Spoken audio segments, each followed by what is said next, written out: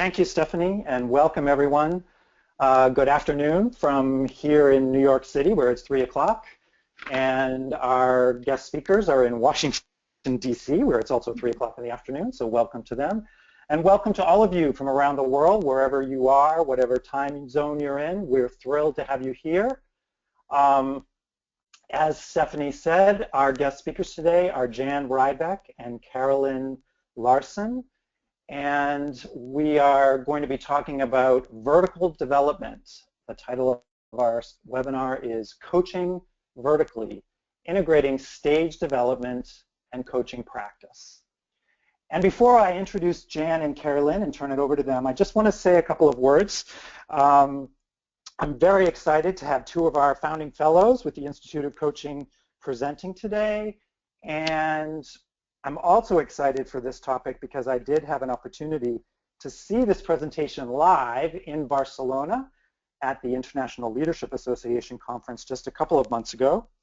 And I can honestly say that it was one of the best presentations that I was able to participate in at the conference. And so I'm absolutely thrilled that I was able to strong-arm the two of them into joining us and offering a similar or a more even customized presentation for our coaching audience. So we're very excited to have both Jan and Carylynn with us, and I'm going to introduce them, turn it over to them, and I'm going to encourage you to share with us your thoughts as we go through the webinar. I think that the two of them have put together a lot of amazing information, up-to-date information about this very timely theme called vertical development.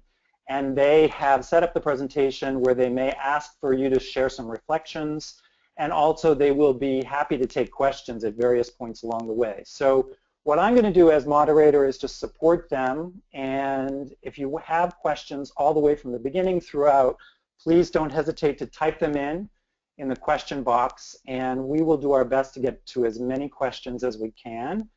At the end of the webinar, if we have not been able to get to all the questions, I will give out contact information, and I know that Jan and Carylynn are more than happy to follow up with folks to be able to stay in touch and get their questions answered.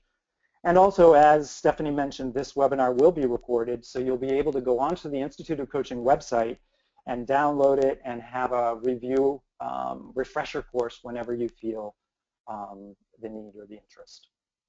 So with that, let me tell you about Jan Rybeck. Jan brings over 25 years of experience and training in psychology, business, organizational development, and systems approaches to her leadership and organizational development practice. She's currently a partner with Copia Coaching and Consulting in Washington, D.C., and she's led executive coaching engagements for several organizations, including Korn Ferry's Government Solutions Division and ICF International.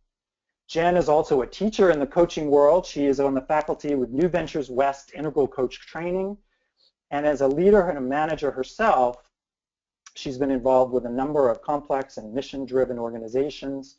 She has a grounded, pragmatic understanding of the realities her clients face every day.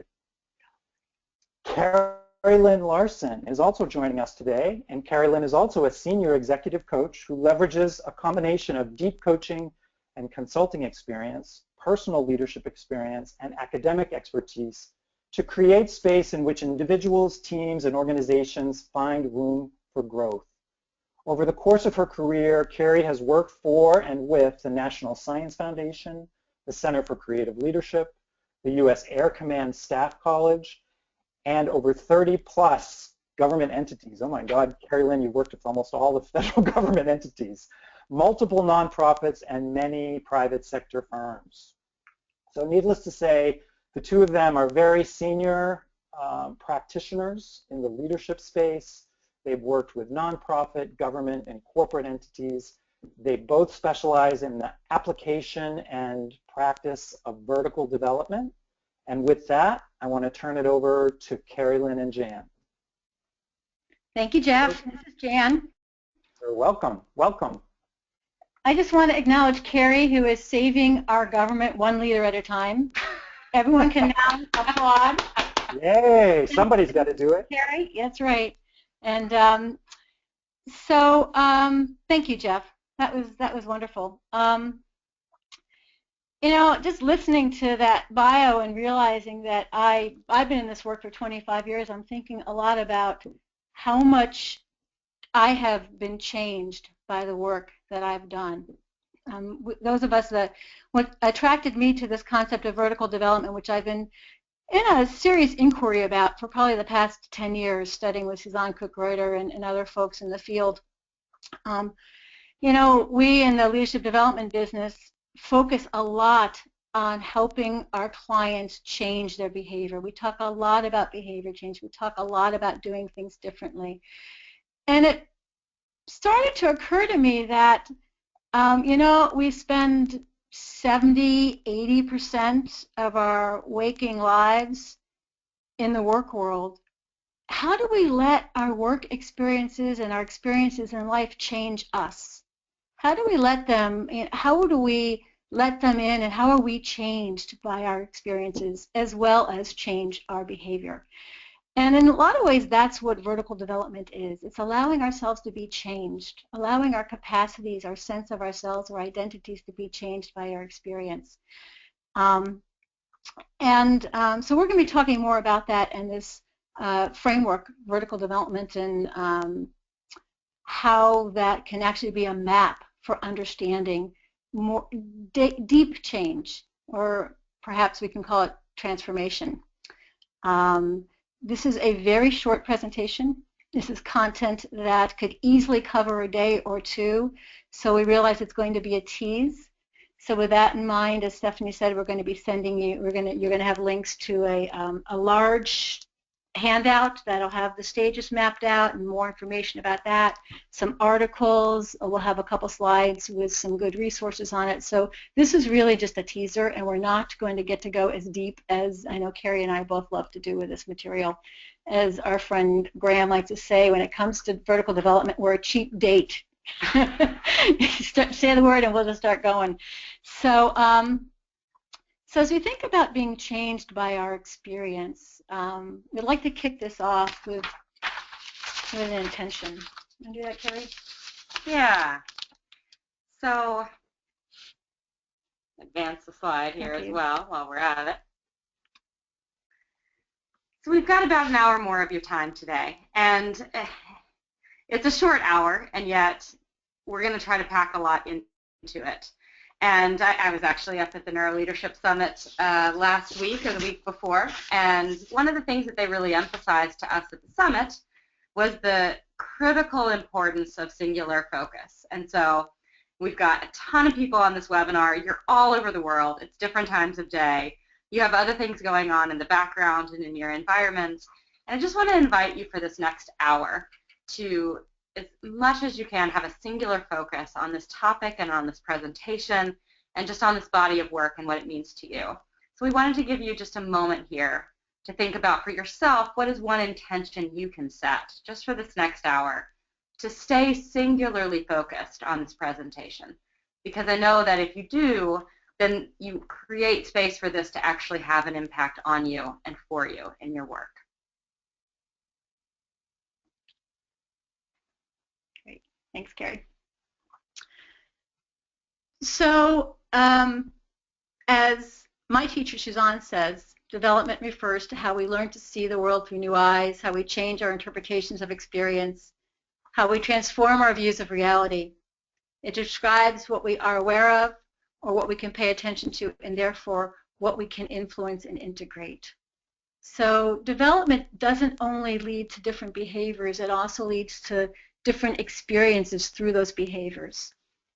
And how do we open ourselves up to those experiences? How are we changed by them? I think about this quote reminds me of the film Groundhog Day, right? You know, trying it again and again, and each time there's a new reality.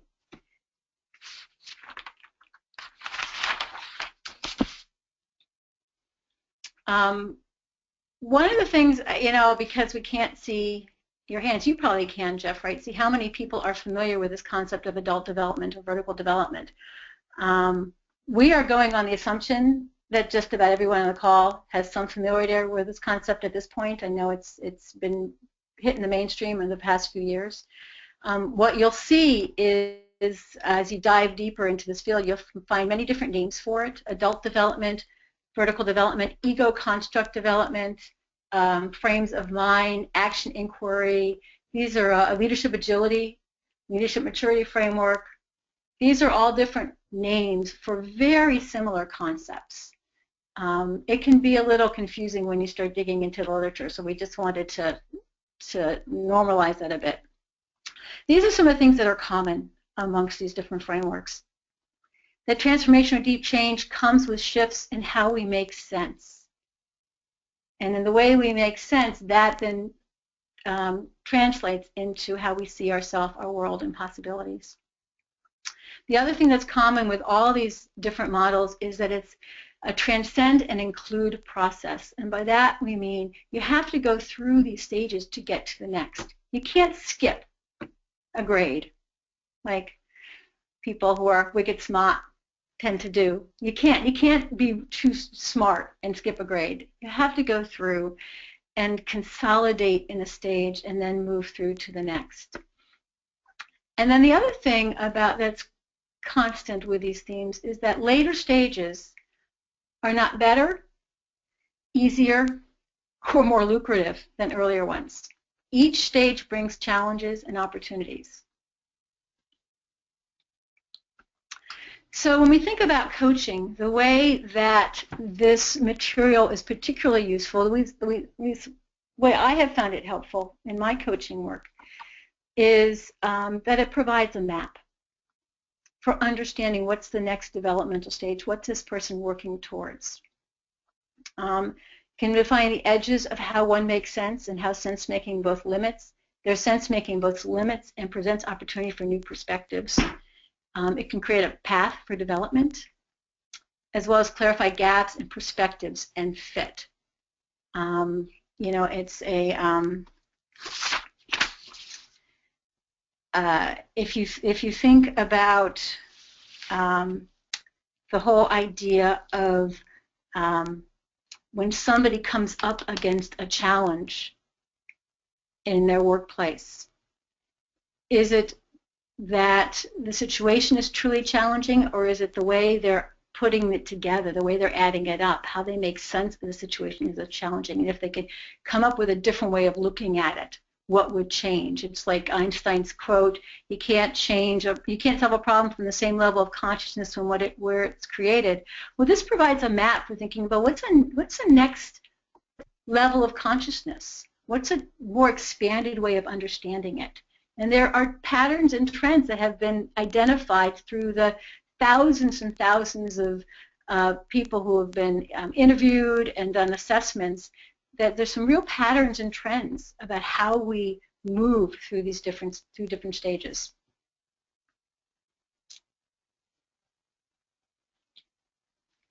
So another way that we talk about vertical development, we're talking about capacity building. So what do we mean by increased capacity? What we mean by that is that capacity is what enables us to approach things in an effective and sustainable way. There's certainly skill and capability. I know how to do this. I've got competence in this. Capacity is more about being able to hold, respond, understand, and empathize in new ways, or in ways that make it effective. So it's not just being able to do it, but all the different elements that go into enabling you to do this in a way that's effective and sustainable. So you might be really good at listening in the moment because all the conditions are right, but what allows you to be able to listen in a sustainable way, truly effective way in many different situations? So some of the questions that we bring when we're thinking vertically, or what's the vertical development opportunity, are what will enable this behavior or this approach to happen effectively and sustainably? Another question that we bring in when we're looking at capacity is what are the attitudinal, emotional, relational, physical shifts that are required? So if I were to be actually shutting up and listening in a way that's truly effective and sustainable, what's the mindset that would enable that? What would I need to do physically? What's going on for me physically when I feel like I need to jump in instead of listen more? What needs to shift for me there? What's the trust that I need to build so I can actually be able to listen? So it's thinking more holistically. Okay, can you talk about that, Carrie? Okay. So another way when we talk about vertical development, so this is more the dynamics of vertical development, what we're actually talking about and why it's got the term vertical. So, and even though we're talking vertical, we're actually not talking higher. We're talking later. Later as in increased maturity, later as in you've moved through certain levels, certain stages to get there, so it's later. So upward movement up the spiral is about discovery and embodying of new ways of experiencing yourself, others, and situations that then shapes response from these new perspectives. So in a sense, it is kind of higher because you've got more perspective, but it's not higher as in better. It's not higher as in worth more. This is in contrast to what's been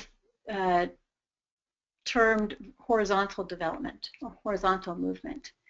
What horizontal movement is about growth in skills, knowledge, expertise, things that you could learn in a training program, things that you could learn through study, skill development.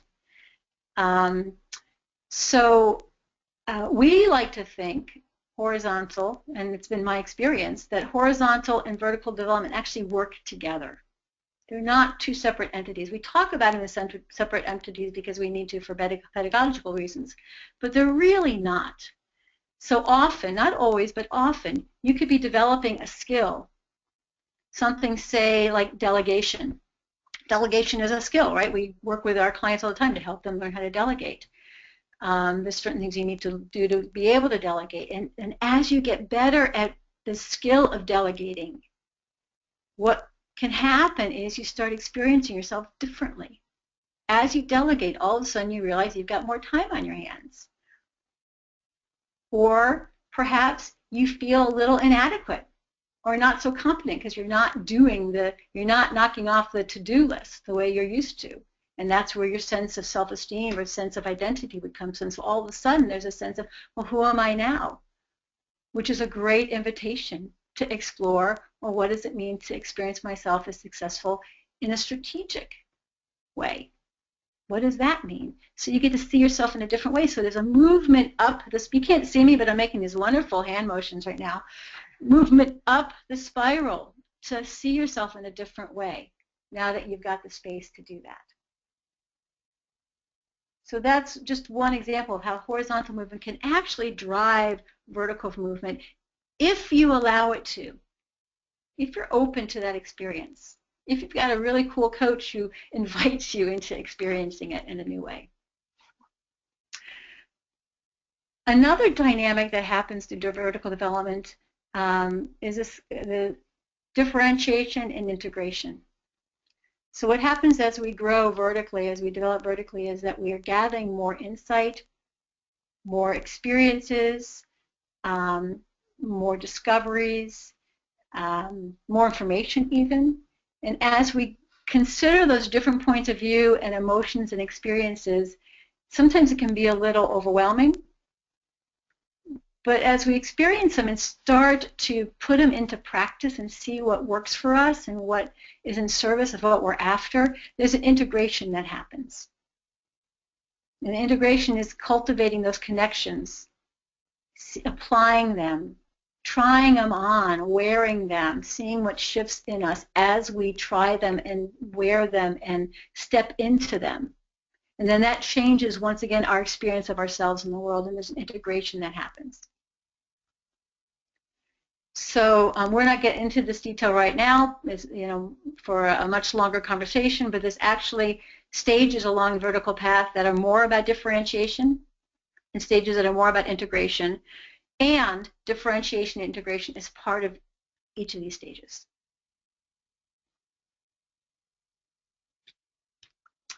So we're going to talk about the stages very lightly, very high level, in the interest of time. This is a model. This model is the one that Suzanne Cook-Reuter has written the most about. We're using it because she was my teacher, and very similar to the work of also Bill Torbert's model. And it does have some sync up with Bob Keegan's model too.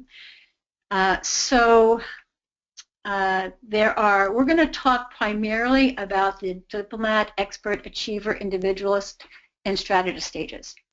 We're not going to go, there's pre-conventional stages, which has got the opportunist. We're not going to talk about that one. And we're not going to spend a lot of time with the magician and unitive stages, which are right now, that's the latest level. See, I almost went to highest. The latest level that's been mapped up till now. We're not going to spend a lot of time at those stages because you just don't see them a whole lot in the standard workplace. So what's important with this slide to focus on is the idea of conventional and post-conventional. Folks at the land in the conventional stages, well, it's called conventional because of where you see the majority of people landing. They tend to experience themselves as solid, separate. They have ability to control their environment. There's some concern with how others think. There's a lot of identification with what they do and what they think. Lots of valuable work and leadership comes through in these stages. So not good, not bad. Just there's lots of valuables, particularly in technical trades and other areas where there's real important concrete work that needs to get done. The percentages you see are based on research that's been done over, I think, several decades using the maturity assessment profile and the global leadership profile. And I think those numbers are probably changing. I don't know what the recent research is, but those have been pretty standard for a while. Post-conventional stages, folks in those stages tend to experience themselves in flow more, less distinction between self and the environment and others. So a lot more questioning, a lot more it depends. They tend to go more to a systems perspective more readily, which can be quite beneficial, but also quite confusing and hard in more conventional environments. When we think about, it's sometimes hard for me to talk about this because when I talk about people being at certain stages, or some people will say, I'm an expert, I'm an achiever, I'm plurals. What we're really talking about when people name a stage, we're talking about the gravity, where they tend to gravitate more with their sense making. So it's not all the time, but there's a certain gravity or a concentration where they tend to land.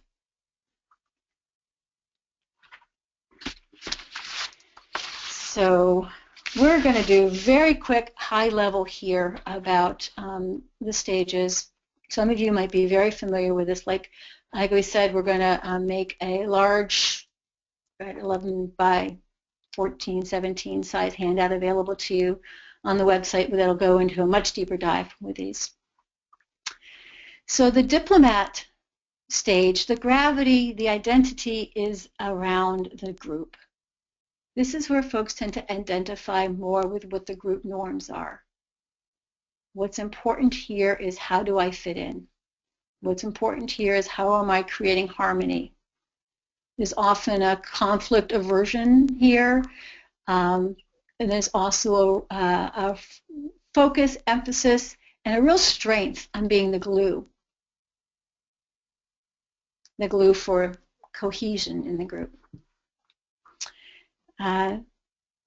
The expert, so what happens in this, well, from the diplomat stage, what will happen often is folks will be in the stage and then either the situation or just an inner pull will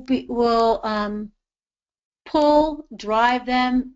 motivate them to want to stand out, make a name for themselves, get more education. This was really interesting. I want to learn more about this.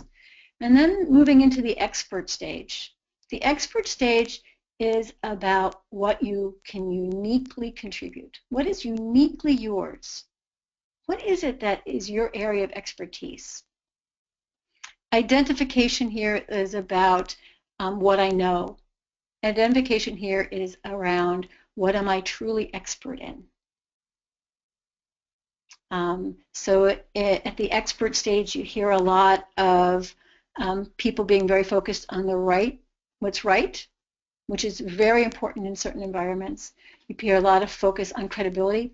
What are the credentials that someone brings? You see this a lot in the healthcare world. You see this a lot in the technical world. Some people aren't even allowed to open their mouth, or they won't be taken seriously unless they have certain credentials after their name.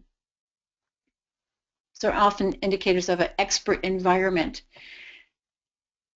So what happens with experts, and I'm sure we've all seen this with our clients, is that because of your expertise, you're identified as someone who can lead the effort. So now you're suddenly leading a team. You're leading an organization. And it may no longer be as important to be right as it is to be effective.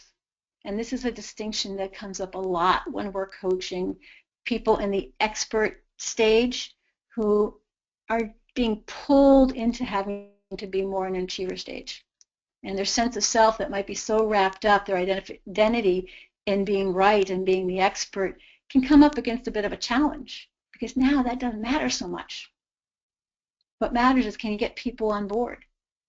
Can you define a vision and message it? This is pretty standard for those of us who are managing technical people who move into leadership roles. We see this, but there's a capacity around this. So we can help someone define a vision. That can be the behavior. What's the capacity they need to develop to be able to actually be okay with leaving the expert self behind, or not valuing it as highly as it's more important that other people feel heard? There's a capacity there to be able to let that go and see oneself in a new way. Okay, so the identification that happens at the achiever stage, you identify with what's accomplished. You identify with that sense of achievement and achieving goals. You identify with the team. This is what we did. Another thing that's happening in the achiever stage is there's the beginning of awareness of shadow and self-reflection. So you start seeing more self-reflection in the achiever. Why? Because they realize that they've got blind spots, and if they don't pay attention to those blind spots, it's going to affect the team's effectiveness. It's not always clear how important that is to the expert.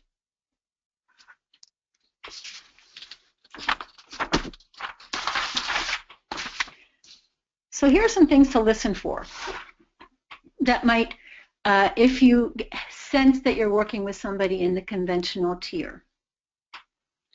What drives their choices, their sense of self-worth, and their focus? What is their capacity for self-reflection and awareness of shadow?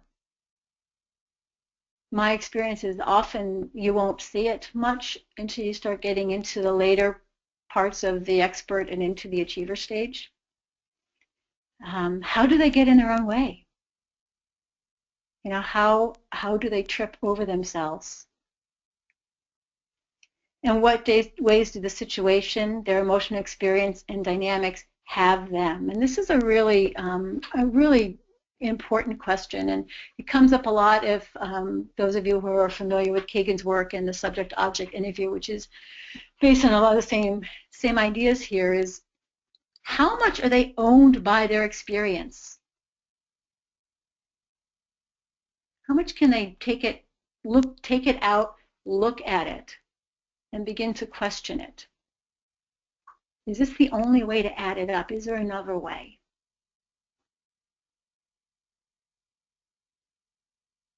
And these are all questions that can help you get at capacity.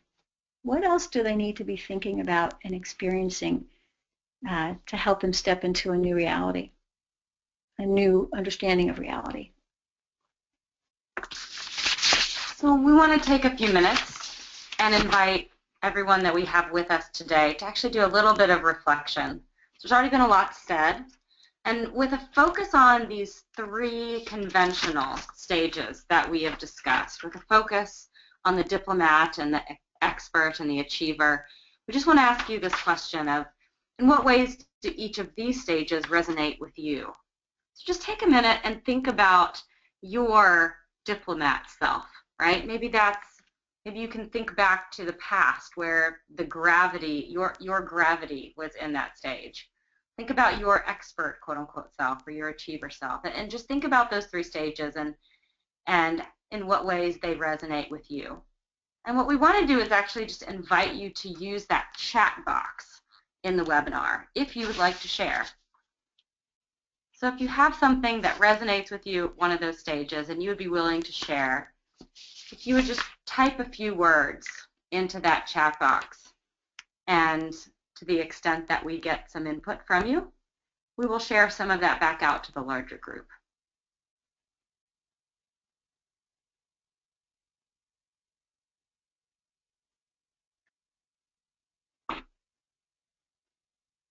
And guys, while you're on that, I do have a couple of questions whenever you're ready. Okay.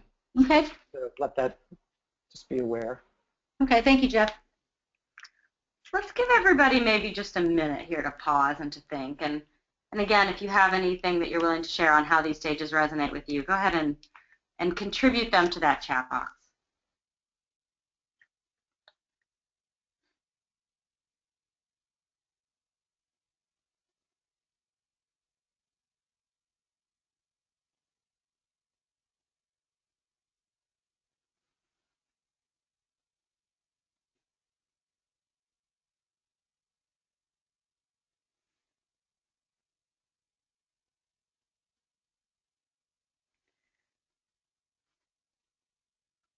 All right, Jeff, you want to throw a question at us? Yeah, sure. Question coming in from Marilyn Osborne. She's wondering if there's a comparison between the HIFIT's adaptive development and vertical development. That's a great question. I'm sure there is. Yeah, I mean, it's the whole idea here is that as you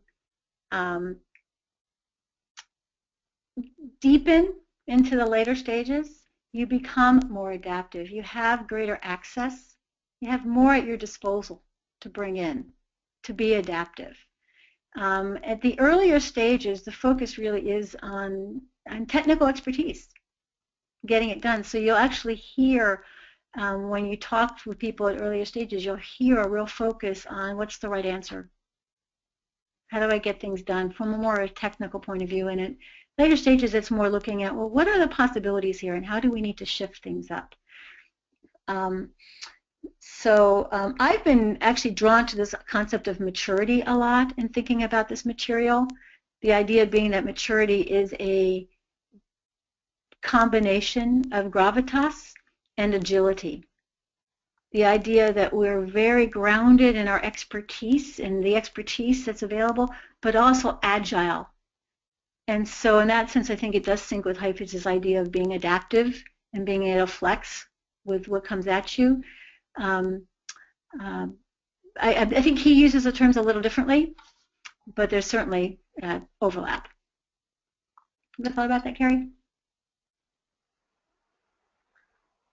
I am engaged in looking at the various reflections that you've had. Oh, okay. Yeah, we sent them on to you. We're focused on the comments, yeah, not on what my co-presenters. You're multitasking. That's what you're doing. I know what you're doing. I'm just focused on the rest of you. And we do have a fair amount of things that people are saying that resonate with them. So yeah. Just wanted to acknowledge a couple of these things, and then we're going to move on here. So I think for the purpose of this, I won't actually call out names, but you know who you are when I'm calling out some of the comments you make. Several people just really saying how they see themselves in all three stages, depending on the role they're playing at any given time. Interesting. And it's actually a question that came up for Jan and I in Barcelona, and it's something that comes up all the time. Is can't an environment actually evoke a role out of you or a stage out of you? And I might give Jan just a couple seconds to speak to that. Yeah, and I think the names themselves also evoke certain roles. Yeah. Yeah, and it can be about the role you play. The question is, how comfortable are you in that role? It goes back to fit. And this goes back to the original concept that we talked about, is how do we let our environment, or what's asked of us, change us? So you can step into a role where it's asking you to achieve and hit the goals and manage a team. What does it take for you to do that? What is the development opportunity there? So that's what we're talking about, vertical development. I was just talking to someone earlier today who just became a new parent and is talking about how her job has changed as a result of becoming a new parent. Her job hasn't changed, but how she sees herself has changed. So I said, well, you know, shift happens. You step into this, that's with an F, folks. You step into this role of being a new parent, and all of a sudden how you see yourself is very different, and how you get a sense of satisfaction around work might be different. And so that's what we mean by vertical. It changes the capacity. Hey, Jan, can I throw in a question related to what you and Carrie are both talking about? Please. Yeah, Janet Williams-Hepler is asking about the mix in organizations, which is, I think, interesting in light of how you're very clearly not demarcating one level to be better than another. And so she's wondering in the organizations that both of you have worked in, what is the optimal mix of stages? Or what are you typically seeing in terms of stage combinations in teams? And is there an optimal combination? That's a great question. I don't know that there's an optimal combination. What we're finding is that there's a lot, and I think one of the reasons why this material is becoming so hot right now is because there's a call for the ability to handle complexity. Greater capacity to handle complexity and to respond to complexity. And because complexity is such an important thing these days, complexity and ambiguity, because it's so important, it does ask for leaders or everyone to be able to hold more, to not have to react so quickly, to be able to consider other possibilities, to be able to sit with the anxiety and the uncertainty without having to jump to a quick solution right away. So one of my favorite books these days is Jennifer Garvey-Berger's book, Simple Habits for a Complex World, and talks a lot about pulling from some of this material. So I don't know if there's an optimal mix, but we definitely see a need for leaders who can step into and consolidate, make sense from later stages, so that they're not just from a cognitive place, but also from an emotional place and even a physical place, so that when they walk in the room, there isn't this sense of panic and anxiety. They're able to hold more of the uncertainty. And certainly you do need a mix, because you do need people at the expert stage who get the technical stuff, who are the best at what they do and can bring that in. People who are moving folks forward, pulling people together. And as we go into talking about the post-conventional stages, the pluralist and the strategist, folks who can consider multiple possibilities and begin to weave those together to come up with solutions that hadn't been thought of before. So that's great, and you may be about to get into this, but people are asking about coaching too. So yeah, wondering if you're coaching someone one-on-one or with a group, would you actually share with them what stage they're at? Do they come to their own conclusion about what stage they're at, or do you do that just one-on-one or with a group? You may be looking to get to that. That's a great question, Jeff, and I think that that might actually be answered by what we talk about later. Sounds good. Okay, great one. So thank you all for sharing those comments. We got many more, and I just wanted to thank you for taking the opportunity to just do some self-reflection. And we're going to now move into the post-conventional stages. So we have achiever on this one too, because often the achiever, there's a transition that's happening around that stage. Often the distinction that comes up for people who are sort of exiting the achiever stage is one of what's more important, achievement or fulfillment. So in the achiever stage, there's a lot of achieving, there's a lot of trying to balance everything in life. You want to do it all. That sense of hitting the mark is really important. And then all of a sudden you get all those things accomplished. You hit all your goals, and it's like, well, is that all there is? How come this isn't working for me the way it used to? And sometimes that shows up, then people will just try to do more stuff because that's what they know how to do. They know how to achieve. And they'll just start doing more, and they'll take on more responsibilities, and they'll sign up for more task forces, or they'll go for a higher promotion, only to get there and realize that something's not working for me. I'm not quite feeling as full as I used to. And this is where I think of it as crossing the chasm. There's something that happens at this point where people start to identify much less with what they do and what they've accomplished and what they know. It's almost like the scaffolding that we have used all our lives to rest our ego on, our sense of self on, becomes rickety. Just becomes a little shakier. It doesn't hold up as it used to. I guess in the old days, you might have called this a midlife crisis. Gone out and got a red Camaro back in the days when they had Camaros, and whatever. That's kind of the cliche around it, but it's a lot of questioning when we leave the conventional tier and move into the post-conventional tier. The lines become blurrier. Sense of self becomes more of a question mark. We begin to identify less with who we thought we were and become more curious about who we can be, what are all the different possibilities, what are the different ideas out there, what are other folks doing. Suzanne actually gives this stage two names, the individual / pluralist, because there's a real focus on who I am, who I'm becoming, what makes me happy now. And then pluralist, because there's an increased curiosity about others, about different perspectives. So it's much more about relativism. It's much more about questioning. The thing that's important about this stage is that it's really, really hard. This is a rather tumultuous stage. It's one where people are questioning so much about themselves, their career choice, sometimes their partner. So this is often when I want to bring in something like the MAP, the maturity assessment profile.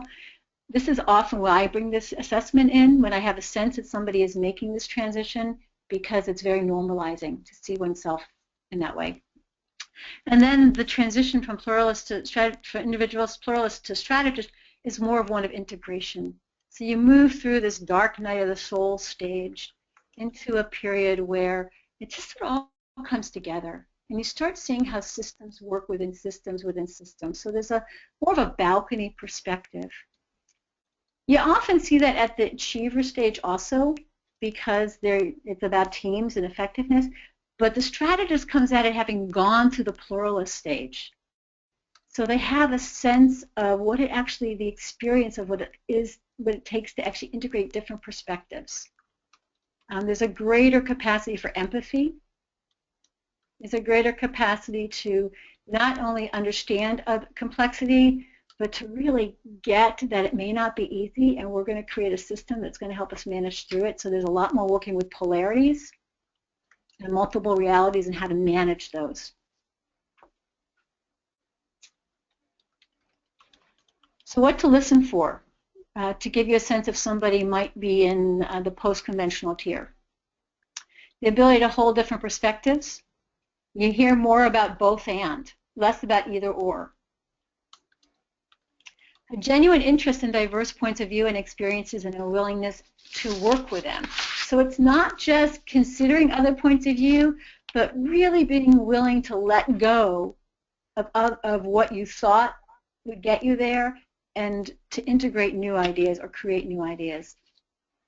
Dynamic systems polarities and the interdependencies at play. So recognizing those, that there's interdependencies are everywhere. Consideration of time, culture, context, and emergent possibility. So not just thinking about what's going to get us there now. What do we do in the past? What can we learn from that? And what do we need in the future? And then the future after that. Someone at a strategist stage might actually say, you know, it might just be worth blowing up this company, you know, for something else to evolve. Ability to hold oneself lightly while also confidently stepping up to challenge. So in the later stages, you get that nobody is perfect and that we all have shadow sides and that you can hold that more lightly. It's not a shame-inducing thing as much as like, oh, isn't that cute?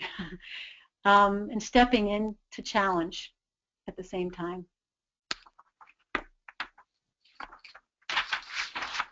Real quick on this slide so we can go into some coaching topics. This is another, this is, I think, an important part of how we move through the stages. You can't transition into one stage until you've consolidated in the stage that the previous stage. And by that we think, you know, if you think about the model that we're all familiar with of moving from, unconscious incompetence to unconscious competence, this idea of moving through, trying to get something into our fibers. We're so practiced at it that it becomes a habit. It becomes something we do naturally without having to think about it. So that's one way that consolidation happens, moving through that cycle from unconscious incompetence through conscious incompetence through conscious competence to unconscious incompetence. You know what I'm saying? Unconscious competence. And consolidation also involves a physical component. So there's often a physical part to how we change. So if you think about someone who needs to, what it means to be comfortable in one's skin, you know, moving into, say, an achiever role, you're not really comfortable in your skin around that. But then as you become more comfortable in your skin, it shows up in how you walk into a room and how you create space in a conversation through your listening. So that's also a way that we consolidate, and is how we comport ourselves. Okay, and then transitioning on from one stage is often characterized, not always, but one of the ways that you can clue into someone might be transitioning into a stage is, do they diss that stage? For instance, someone who might be exiting an achiever stage might just start saying, you know, yeah, but enough already with all this achieving. Okay, what are we really after? Who cares about this stuff? What's really important? And just have every conversation be about values and every conversation be about different perspectives rather than trying to hit the mark. So there's almost a dissing of it. It's an interesting pattern that we see. Any thoughts, Carrie? We actually just want to take a few more minutes and have you all reflect. And this time our reflection is a little different. It's to actually think about the clients that you've worked with or people you've worked with, and spend a minute and try to bring one or two people to mind who you would believe to be at one of these post-conventional stages. So think about the individualist pluralist, the strategist, or perhaps even beyond that. Just take a few minutes and maybe, again, if you would use the chat function provided, if you would just create make some lists of things that they have done, things that they have said, perhaps, things that have come up in conversation that might suggest that they are at one of those post-conventional sense-making stages. I'd just like to invite you to take a minute to reflect on that and to offer that up for the community. So we'll just pause for a moment.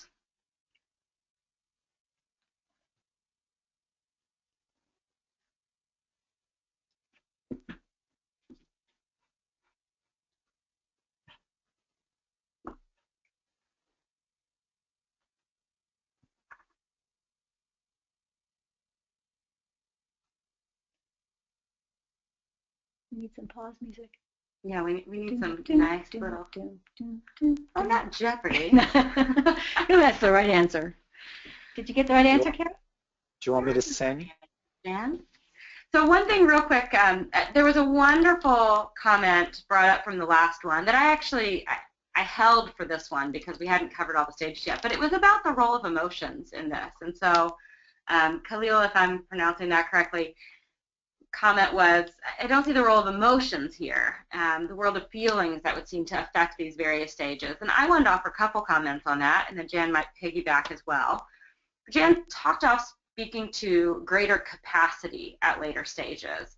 And so one way to think about the emotional component here, it's not necessarily emotional intelligence. It's not one-one connection that a diplomat doesn't have emotional intelligence. A diplomat can have very astute emotional intelligence. But as one progresses in their stages, there is a greater capacity to then hold that for oneself, hold it as truth for other people, integrate it into your sense-making and your meaning-making, and also the subject-object that Jan spoke about. So as a diplomat, you're much more likely to feel sort of subject to your feelings. So you're much more likely to frame something as like, I am angry, instead of like, I feel anger inside of me. So a more post-conventional framing is like, I feel anger versus I am angry. Yeah. So there's a little bit more of a capacity of emotional intelligence. But I want to be clear that you can be at an earlier stage and still have pretty profound emotional and certainly social intelligence. It just takes on a little bit of a different form later on. Yeah, it's more about how much you let it drive you. Do you have the emotion, does the emotion have you? You also see it show up a lot with shadow and knowing what the shadow, so particularly expert, maybe even achiever, conventional stages, when somebody, when you get angry in a relationship with somebody else, it's it feels like they're making you angry, as opposed in later stages, it's not just that you can own that you're having this anger response to them, but also you can tap into where's that anger coming from, and what are they mirroring back to you about yourself that maybe you've held back, repressed. So there's much greater deepening of awareness and deepening of ability to actually hold the emotion and look at it. Yeah, nicely put. I'm going to take a second here and actually read some of the wonderful comments that have come in. And again, the question was, what about, client leadership suggests post-conventional sense-making? So some of the things I see here are like refraining from judgment when people say things, a client leaving a job of status to actually go out into the world. And actually a comment about someone transitioning from achiever to post-conventional and really got scared and then went back, right? That, it's too much, and to revert back to that earlier stage. Being able to forgive yourself, that's a beautiful expression. Yeah, it's wonderful. Sort of having a clearer sense of self, and again, including that shadow self. Being able to stop midstream in what someone is saying and to self-reflect and coach themselves. That's a fantastic example. Couple more here. Because I know you all can't see these comments. We only get to see them. So I want to make sure you get the benefit of hearing them as well. So someone just speaking to how so many clients are seeking more than career fulfillment. It's not about having arrived, right? Like they have arrived, and now it's about what's next and what's more. Being able to have multiple internal and external perspectives. So it's not just that I have this perspective, but that I can hold multiple perspectives. Mm-hmm. Connecting disparate ideas of interest and passion and combining them in a completely new line of work that you've designed for yourself. I'll stop there because more are streaming in as I speak, but beautiful, beautiful examples. Wonderful. And yeah, thank you for all those. for contributing. Yeah, there's a lot of courage that shows up here too, and in the post-conventional stages, just the courage, that capacity to step into something that you just know you can't not do. So let's talk about coaching. What some, and there's of course much more we can do about this. So when you're coaching the diplomat or someone that you suspect might be making sense from a diplomat place, what you want to do is help them to see how they judge others and themselves and how that both helps and hurts them. So what often shows up with a diplomat is a judging, because remember it's about the norm and how things fit in and don't fit in. So so help them see how they judge others and when it gets in the way of them.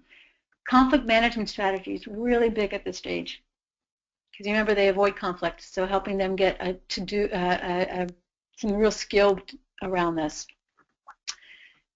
Providing concrete tools and approaches. When you're coaching a diplomat, they really like concrete. How have others done it? You know, can you give me a model that's been tried and true? It's also important to acknowledge their contribution to the group, to the team, because that's so important. That's so much a part of their focus and their identity.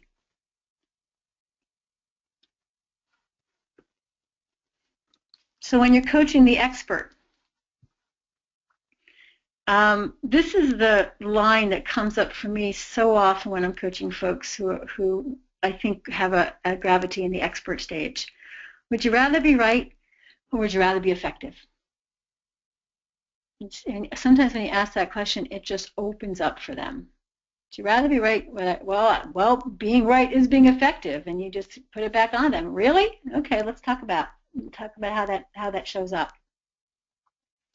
Role play conversations. Give an opportunity to practice it and begin to feel expert at having that conversation, building their sense of competence and confidence, creating a safe environment where they can actually feel like they're incompetent. They can practice. Introduce ways to balance inquiry and advocacy. So folks at the expert stage, one of the things you'll notice is they are often advocating. They're often telling you the answers. So how do you help them bring inquiry in, as well as advocacy? So they don't want to get rid of the advocacy. They might need it, and it's a big part of who they are, but bring inquiry in to balance it out. Experts tend to love emotional intelligence models. It gives them a ladder. It gives them a framework. It gives them rubrics for understanding how they can get better at doing this connecting with other people thing. Provide concrete tools and approaches that they can practice. Once again, as with a diplomat. One of my favorite tools in working with the expert is, if anyone's familiar with Bill Joyner and Steve Joseph's book, The Leadership Agility, Chapter 2 talks about the 5 EDs. And what they actually do is they walk through the same conversation from the voice of a diplomat, expert, achiever. They call it catalyst. And you can actually see how the conversation changes based on this different gravity, way of sense making. And I love to use that with experts because they can actually see, oh, to do it at a achiever stage, I would need to do this differently. Okay. So I find that really helpful. Coaching the achiever. Work with clear goals that they help set. Remember, they identify with the goals. Include feedback from others. They need to know how they're coming across. Introduce pause practices that encourage response rather than reaction. One of the hallmarks of the achievers is that they are always busy. Balance is a real common theme for people in this stage. They want and probably can do it all, and it's very important. So introducing pause practices that help them be a little more thoughtful and considerate about what they're choosing, what they're prioritizing, how they're bringing themselves to what they do. You want to help them explore their values and priorities and use them to guide action so they're not just always running all over the place. Encourage self-reflection about actions and impact on others. Emphasis on balance and centering, what's really most important to you, and that often will open the door, begin to open the door just maybe a crack towards transitioning into later stages as they start to ask that question, what's really important to me? And then here's that leads to the question about achievement versus fulfillment.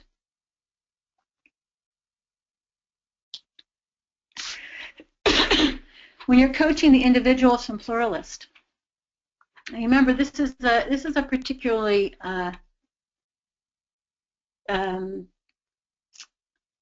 challenging stage in many different ways. And this, I think, more than any, corresponds to the idea of self-authoring. I think self-authoring, if you're familiar with Kagan's model, self-authoring really begins around the achiever stage and then deepens in the pluralist stage, where you're beginning to look at who am I now? What am I about? So how do we re-author their stories in ways that don't necessarily have them at the center? So it may not necessarily be about you. It might be about something bigger. Create space for and normalize the unsettled and ambiguous character of this stage. So that's often where, like I said, bringing in a map or an assessment around this framework can be helpful, because people can understand, oh, no wonder I feel like I'm losing my mind.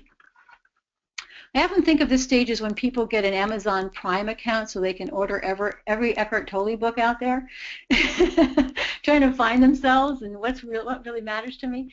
Build in reflective practices such as meditation, journaling, quiet space, somatic awareness and practices, and like our comment that we had earlier, getting more in touch with what's going on for you emotionally. How do your emotions show up? Explore assumptions and diverse perspectives. And certainly you want to work with them to ramp up their self-care and support, because this is such a challenging time. In coaching the strategist, working with polarities to support managing dilemmas towards a higher goal. So with strategists, they are much more tuned in to how this is right and this is right. So how do we manage around that? How do we build in systems to continually be navigating this? Embrace and support them in embracing their shadow as part of the whole. So in the strategist, there tends to be a greater awareness of shadow and beginning to hold that alongside the light and alongside what you know to be true about yourself. So how do you hold both and, the light and the dark, and see those as needing one another? Support them to build compassion for those at earlier stages. Something that shows up with a strategist is, it's not exactly a disdain, but it's almost almost an arrogance, or it's not an arrogance, but it can be experienced as an arrogance, but it's a distancing from folks who make sense at an earlier stage, particularly at the early stages of a strategist. Remember, because it's a transcend and include model, at later stages, you know what it's like to be at these earlier stages. So you can move up and down the spiral depending on what the situation asks of you. So there's that question, I bring that question in a lot when I'm working with strategists, is what is the situation asking of you right now?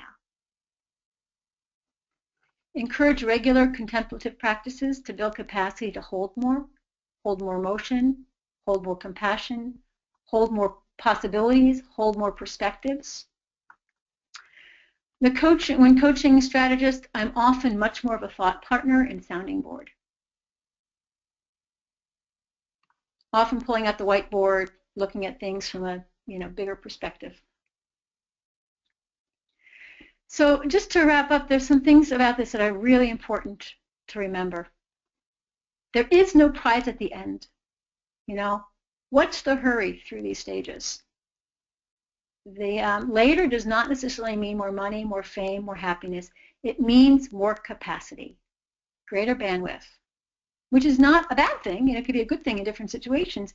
And at the same time, it's important to know where you are and what this means for what your development opportunities are. According to the research, it takes 3 to 5 years to traverse a stage. So be patient with yourself and others. There's some current research that says that can be reduced with regular contemplative practices like meditation, but it's not a particularly robust research, but it's an interesting concept. VD is about, it's a very unfortunate acronym, is about understanding where you are, what would best serve you in the mission, and undertaking development as an integral process that requires all of who you are. It's not just a head thing. So we're on to questions. So clap, clap, clap. Thank you, Jeff. Take it from here. I've been sitting in rapt attention, and let's see, there are a lot of questions. Let me see if I can get to a few of them. One is coming in from a few people, which is to comment on the use of MBTI or other assessments. Yeah. And how they fit with vertical development. Well, I haven't thought about that. So I'll have one previous thought. And there was a comment, too, about this making someone think about the Thyro B. So that was just a really related comment. If there's one personality framework that I think really just fits really well with vertical development, it's actually the Enneagram. And people may or may not be familiar with that.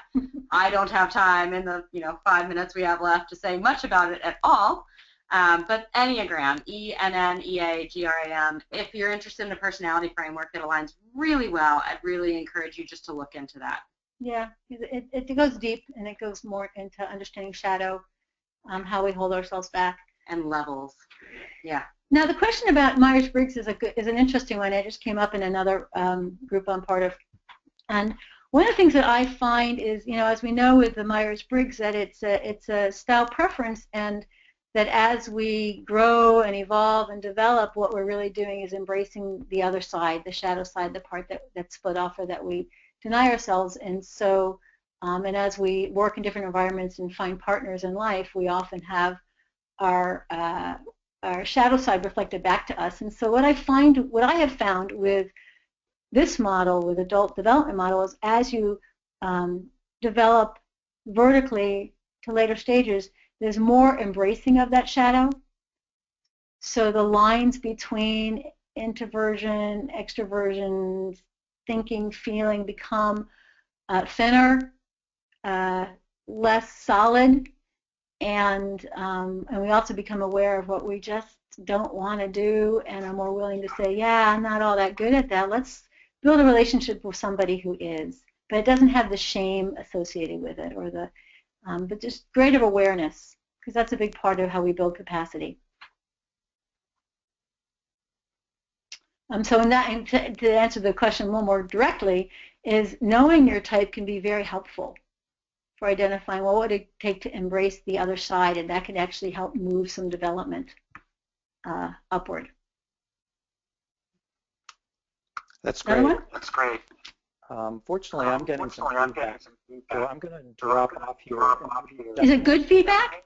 We like good feedback. I'm getting great feedback on the webinar, but unfortunately, negative feedback on my headset. Oh no.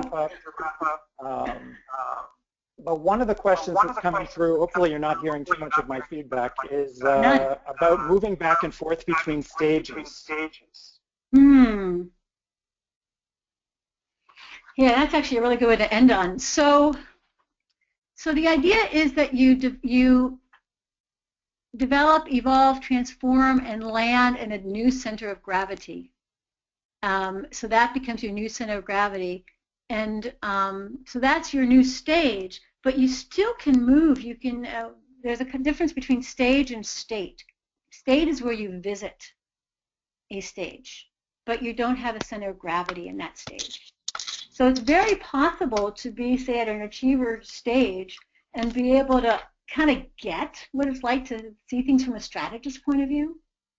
You can get it. You sort of, yeah, I kind of get that. I get that. But you don't have that center of gravity, so you haven't really stepped into it so that you're making sense from that place all the time, consistently, haven't quite embodied it. You haven't given up that sense of identity that comes with hitting the marks. So that's why they say you have to go through the stages to get to the next. And you can also regress. You can visit a state earlier, particularly when we go through stress. I mean, you know, I get pretty darn expert when I'm in a new environment, you know, for a while until I find my comfort zone, and then I start doing all the questioning and all the other stuff that come in. Right.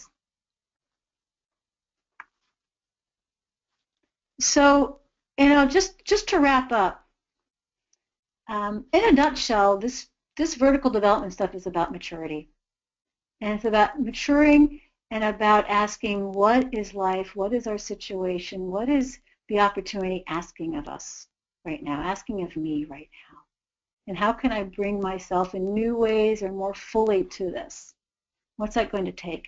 And I just love this quote from David White about maturity is not a static, arrived at platform where life is viewed from a calm, untouched oasis of wisdom, but a living elemental frontier between what has happened, what is happening now, and the consequences of that past and present, and then lived into the waiting future. How do we live into what's next for us? What's that going to take? What's the capacity that would allow that and enable that? Thank you. Yeah, I think there are a couple more resources provided here for you. And yeah, let's walk through those really quick. So we're going to send you these articles actually, or actually post them. They're going to be posted on the website, the PDFs for these articles. This is a series of 4 short articles that I actually wrote based on the work I've been doing this over the past bunch of years. These are series. Give us your contact information. What was that? Can we get the 2 of you to give us your contact information to follow up? Yep. Yeah, absolutely. And it's actually also, you can find it on the handouts and such that'll be posted. Yeah, they'll be on the handouts. But great. Yes, of course. Yes. So we can give it to you right now. I'm J. Rybeck, Jrybeck at Verizon.net. And I'm Carylynn Larson, my whole first name and last name at gmail.com. Super. Thank you so much. Okay. Thank you. This has been great. Thank you all for joining us. Jeff, do you want to say a couple parting words? I know we're over our time here. Yeah, I just want to thank everyone for joining us, and please follow up. We weren't able to get to all the questions, so write to me, write to Jan, write to Carylynn, and make sure we stay in touch, and we'll see you next time. Thank you all. Thank you. Thank you.